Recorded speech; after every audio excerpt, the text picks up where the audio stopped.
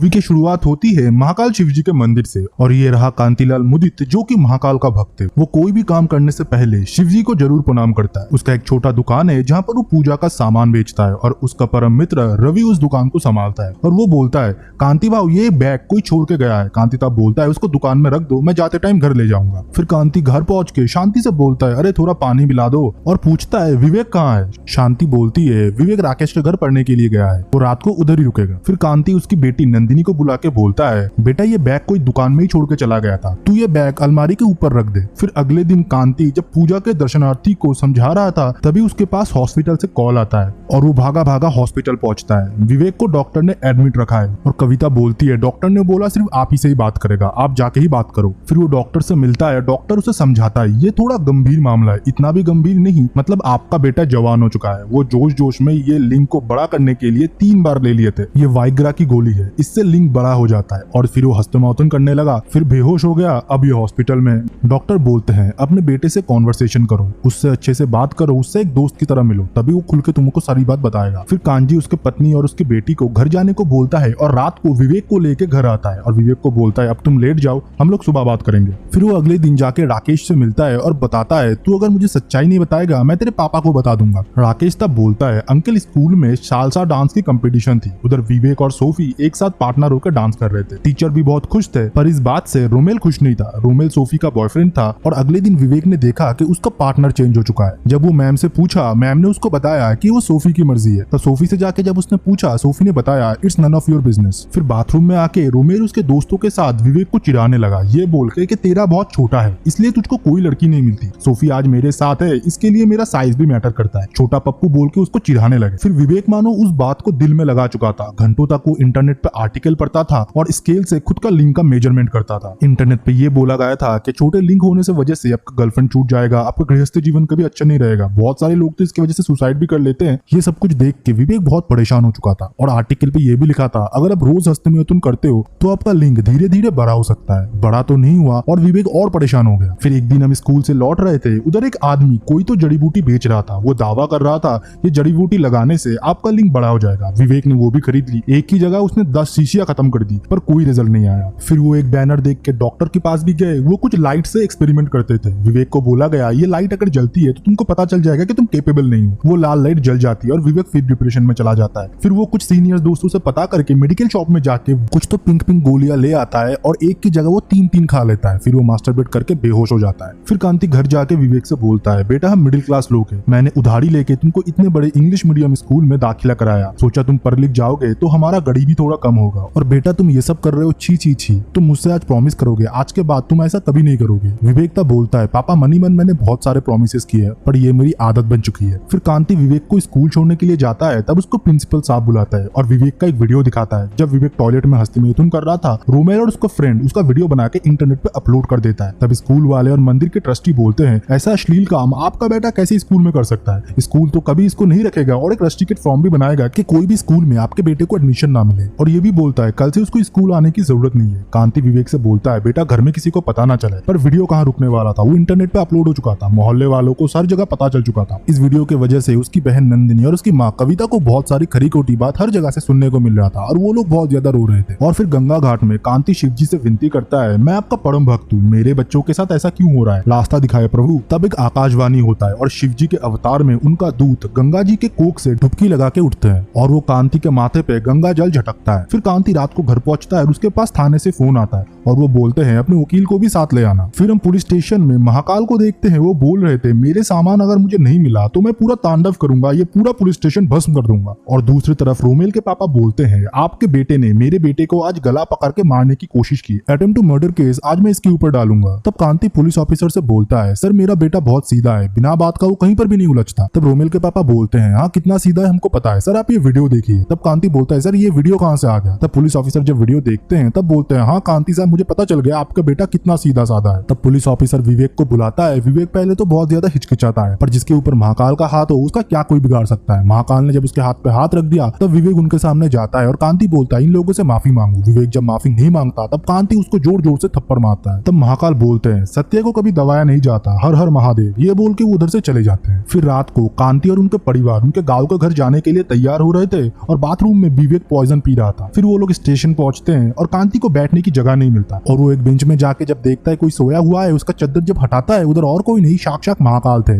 तब कांति पूछता है भाई तुम्हें तुम्हारा सामान मिला और तुम्हारे गले को क्या हुआ? तब महाकाल बोलते हैं भक्तों के विष पीते पीते गला भी मेरा काला पड़ गया। असलियत में जो पॉइजन विवेक ने पिया था वो महाकाल में समा गया। तब महादेव उससे पूछता है तुम्हारा बेटा कैसा है? कांति तब बोलता है ये तो ये रहा, पर उधर विवेक नहीं था। उसे ढूंढते हुए जब कांति इधर उधर भटकता है उसे रेलवे ट्रैक में विवेक दिखता है। ट्रेन विवेक की तरफ आ रहा था, कांति भी भाग के जा रहा था उसके बेटे को बचाने के लिए, बट ट्रेन उसके ऊपर से चला जाता है। कांति सोच ही लेता है कि उसका बेटा मर गया, पर जिसके ऊपर महाकाल का हाथ है उसको कौन मार सका है? उसको महाकाल ने बचा लिया था। फिर कांति महाकाल को सारी बात बताते हैं। वो तो अंतर्यामी है, अपने भक्तों का मन का पीरा वो खूब जानते हैं। फिर वो कांति से बोलते हैं अपने गाँव भागने से कि तुम लोगों का समस्या समाधान हो जाएगा, मोबाइल फोन तो उधर भी रहेगा, वीडियो तो उधर भी सारे लोग देखेंगे। कांति पहले तो ये सोचो विवेक ने जो किया असलियत में क्या वो गलत है? सच में क्या ये कोई अपराध है? अगर अपराध नहीं है तो क्यों नहीं है, और अगर अपराध है तो क्यों है? खुद के मन को टिटोलो और तुमको तुम्हारा जवाब मिल जाएगा। जो मानव जीवन का सत्य है तुम लोग उसको अश्लील बोल रहे हो। तब कांति बोलता है हाँ प्रभु मैं हार गया, अभी तुम ही बता दो मैं क्या करूँ? मैं क्या कोर्ट में जाऊँ, सिस्टम के खिलाफ केस करूँ, उन लोगों के खिलाफ केस करूँ जो कि मेरे बेटे को बेवकूफ बनाए है स्कूल के ऊपर, जिसने बिना सोचे समझे मेरे बेटे को स्कूल से रस्टिकेट कर दिया। तब महादेव बोलते हैं मेरा काम है बस रास्ता दिखाना, चलना तुमको खुद ही है, हर हर बोले। फिर वो चले जाते हैं। फिर कांति रेलवे ट्रैक में बैठ के कुछ टाइम सोचता है। फिर वो अपने बेटे विवेक को जाके सॉरी बोलता है और बोलता है बेटा हम लोग कहीं नहीं जाएंगे, हम लोग लड़ेंगे। फिर वो अगले दिन गंगा जी को प्रणाम करके वकील दोस्त से, मेडिकल शॉप वाले पे, वो चूड़न वाले पे और वो लाइट वाले डॉक्टर पे, इसके साथ ही साथ स्कूल पे भी वो केस करता है। जब वो नोटिस भिजवा रहा था एक नोटिस वो खुद को भी भिजवाता है क्योंकि वो अच्छे से अपनी बेटी की परवरिश नहीं कर पाए। फिर हम कोर्ट में सारे आरोपी और कांति को देख और जज बोलते हैं ये क्या है, ये क्या मजाक चल रहा है, तुम खुद ही के ऊपर केस कर रहे हो? तब कांति का लॉयर बोलता है सर मेरे क्लाइंट के बच्चे के साथ हुए हैरेसमेंट में ये लोग सब जिम्मेदार हैं और सबसे ज्यादा जिम्मेदार है स्कूल, और स्कूल को माफी मांगना पड़ेगा और शिवजी को 101 रुपए अर्पण करके विवेक को फिर से एडमिशन दिलाना पड़ेगा। फिर स्टीफन स्कूल की तरफ से लॉयर कामिनी आती है और वो बहुत बड़ी लॉयर है। वो आते ही सारे इंडिविजुअल लॉयर को बोलती है मैं आपके तरफ से केस लड़ूंगी, और कांति के लॉयर भी बोलते हैं भाई इससे मैं नहीं लड़ सकता, ये बहुत बड़ी लॉयर है, तुम दूसरे किसी को पकड़ो। तब कामिनी बोलती है माय लॉर्डशिप ये किस बेस पे केस रजिस्टर करने की बात बोलते हैं? इनके बेटे ने जो अश्लीलता की इसलिए उसको रस्टिकेट करा गया और ये केस पूरी बेबुनियाद है। फिर कांति बोलता है सर मुझे थोड़ा टाइम दिया जाए, मेरा लॉयर भी जा चुका है। फिर कांति को कोर्ट अगली डेट देता है। कांति घर पहुंच के देखता है उसकी बेटी रो रही थी, बोल रही थी पापा भाई ने ये करने से पहले एक बार भी हमारे बारे में नहीं सोचा, मोहल्ले वाले हम पे थूक रहे हैं। तभी अलमारी के ऊपर रखा हुआ दुकान से लाया गया वो बैग गिरता है और उसमें से कुछ पुराने पुस्तकें और मूर्तियां गिरती है और कांति वो बुक्स देख के अचंभित हो जाता है और एक एक करके सारी बुक पढ़ने लगता है। और इंटरनेट में जब रिसर्च करने के लिए होता है उसकी बेटी उसका मदद करता है। आखिर में परिवार ही सबका काम देता है। फिर कांति कोर्ट में जाके शुद्ध हिंदी में पिटीशन देता है। ये बोलता है सर मेरे तरफ से कोई लॉयर नहीं लड़ना चाहता, तो मैं मेरी खुद की केस लड़ना चाहता हूँ, और जज साहब भी परमिशन दे देते हैं। तब कामिनी बोलती है जज साहब इनके बेटे ने स्कूल के बाथरूम के अंदर जो अश्लील काम किया वो बहुत ही शर्मनाक है। तब कांति बोलता है क्या शर्मनाक, क्या अश्लील, आप क्या बोल रहे हो? तब कोर्ट में जज बोलते हैं आप ऐसे ही नहीं काउंटर कर सकते, जब आपको बोला जाएगा तभी बोलिएगा। तब कांति बोलता है सर हस्तमय तुम करना, कहाँ गलत लिखा हुआ है, कोई किताब मुझे दिखा दो मैं मान लूंगा। तब कामिनी बोलती है कहीं लिखा नहीं है, ये मोरली गलत है और इसी वजह से स्कूल ने इनके बच्चे को रस्टिकेट किया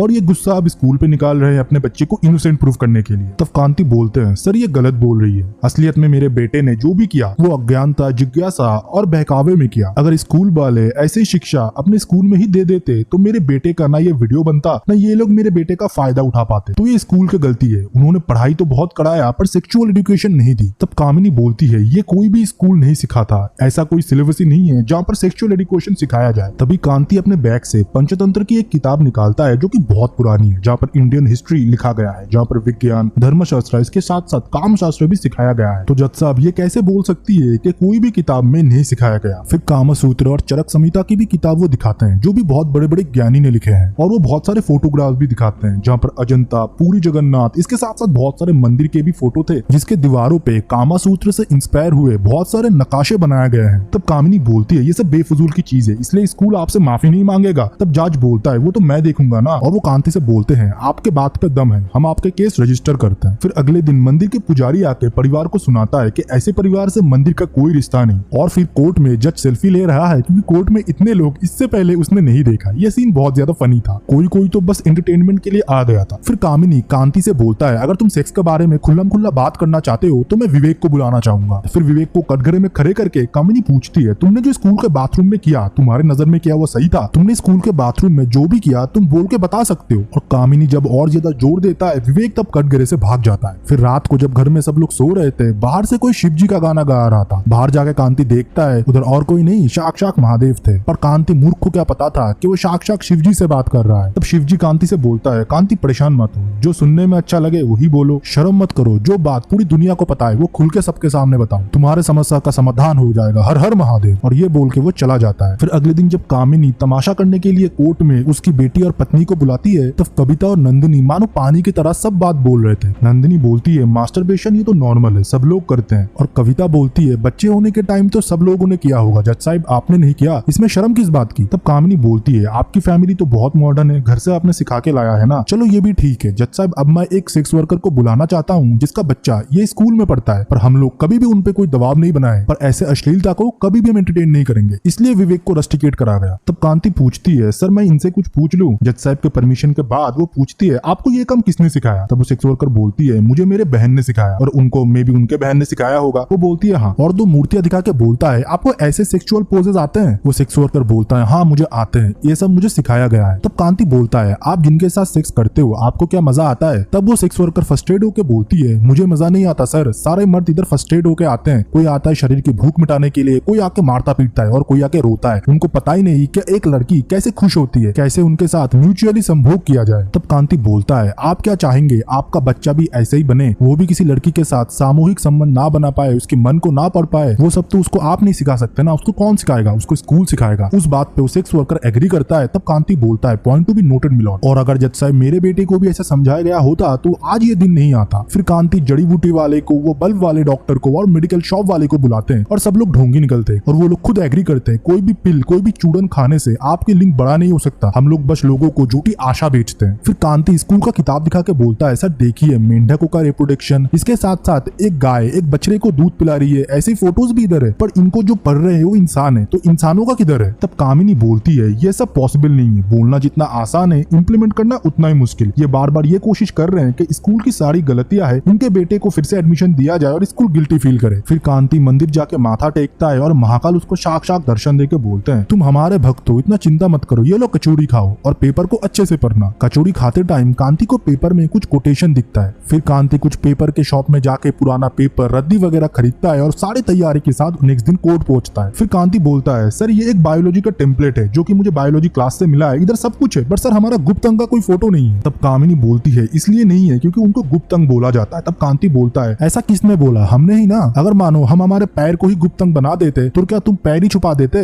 और वो बोलता है, जज साहब जो जैसा है हमको वैसे ही बताना पड़ेगा, बच्चे अगर देखेंगे नहीं तो सीखेंगे कैसे। और वो बहुत सारे चौंका देने वाले डेटा पेश करता है जहाँ पर बहुत सारे सेक्सुअल डिजीजेस, बहुत सारे लिंग के बारे में बताया गया है। इसी के साथ साथ गुड टच बैड टच क्या होता है, छोटे बच्चों को ये सिखाया जाना चाहिए, ऐसे बहुत सारे डेटा पेश करता है जो कि कोर्ट में किसी को नहीं पता था। फिर कांति जब घर में होता है तब उसके घर में पुलिस आता है टोटल 47 केसेस लेके, जो कि देश के अलग अलग जगह से हुआ है उनके सभ्यता पे क्वेश्चन करने की वजह से। फिर उसी के चलते सेटलमेंट के लिए स्कूल वाले उसको बुलाते हैं और उसको 1 करोड़ का ऑफर देता है। स्कूल के दबाव से और समाज के प्रेशर से उसने हाँ तो कर दिया और सिग्नेचर भी कर दिया, पर घर लौटते टाइम उसका गाड़ी से एक्सीडेंट हो जाता है। फिर उसे हॉस्पिटल के आईसीयू में महादेव दिखते हैं जो कि उसको बोलते हैं, तूने मेरा पूरा रूप नहीं देखा, और वो अपने संपूर्ण रूप का दर्शन देते हैं। और कांति तब जोर जोर से रो के बोलता है, महादेव मैंने आपको नहीं पहचाना, इतनी बड़ी भूल मुझसे कैसे हो गई। महादेव बोलते हैं, इससे भी बड़ी भूल ये है कि तू तेरे मार्ग से भटक गया, मेरे भक्त होके तू मार्ग से कैसे भटक सकता है, तू महादेव का भक्त है, तू मर नहीं सकता, तूने जो काम अधूरा छोड़ा है उसको तू ही पूरा करेगा। फिर कांति जिंदा आईसीयू से निकलते हैं और उसको देख के सब लोग चौंक जाते हैं। फिर महादेव उसको लिफ्ट देता है कोर्ट तक, और तब तक कोर्ट में कामिनी साबित कर चुका था कि कांति लालची है, उसने पैसे के लिए ये सब कुछ किया था, पर उसे क्या पता था कि खेल अभी बाकी है। फिर कांति आके बोलता है, सर मैंने स्कूल के दबाव में चेक तो ले लिया था, पर मैंने बैंक में जाके कैश नहीं कराया। तब कामिनी बोलता है, ओके चलो सब मान लिया, अगर विवेक स्कूल आने के लिए रेडी है तो स्कूल में हम लोग उसको एडमिशन देंगे। विवेक के अंदर इतना हिम्मत है वो सब लोगों के सामने आके अपना दोष को एडमिट करे और स्कूल में फिर से ज्वाइन करे, पर कामिनी को क्या पता था उसके सर पे महाकाल का हाथ है। विवेक आता है और बोलता है, मैम मैंने जो भी किया वो सही था, बट जो जगह मैंने चुना वो गलत था। तब विवेक के स्कूल के दोस्त भी बोलने लगे, विवेक ने जो किया वो सही था, वो हम लोग सब करते हैं, इसमें कोई शर्म की बात नहीं है। तब जज बोलता है, हमारे एजुकेशन सिस्टम में ये बहुत बड़ी लूप होल है, अगर सेक्स एजुकेशन हमने अभी भी हमारे सिलेबस में इंक्लूड नहीं किया तो बच्चे गलत संगत में पढ़ सकते हैं और गलत जगह से इन्फॉर्मेशन लेके उनकी लाइफ को खतरे में डाल सकते हो, और हमारे पेरेंट्स और टीचर को भी हमारे बच्चे से बहुत अच्छे